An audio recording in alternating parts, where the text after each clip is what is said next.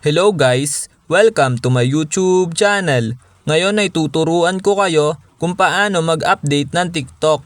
Una, pumunta lang tayo ng ating Google Play Store. Ayan. Then kapag nandito na tayo sa ating Google Play Store, then pansinin nyo naman sa baba itong search, which is eto. Then kapag nakita nyo na, i-click lang natin. Then kapag naklik na natin, mapupunta na tayo dito. Then pansinin nyo naman itong search bar sa taas, which is eto. Then ayan, i-click lang natin yan. Then kapag naklik na natin, i-type lang natin dito yung TikTok. Ayan, then kapag na-type nyo na, then search. Then ayan, lalabas na dito yung TikTok.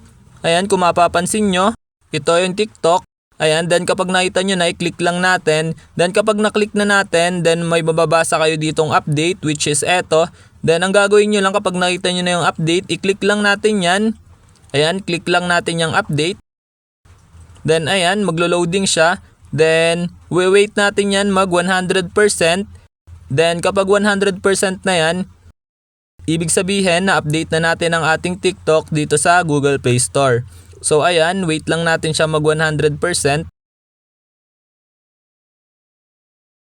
Ayan, kung mapapansin nyo, malapit na. Then ayan, kung mapapansin nyo, diretso install na rin siya. Ayan, wait lang natin siya mag-install. Ayan.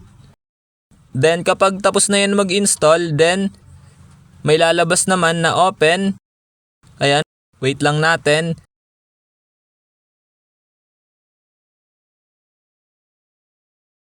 Ayan.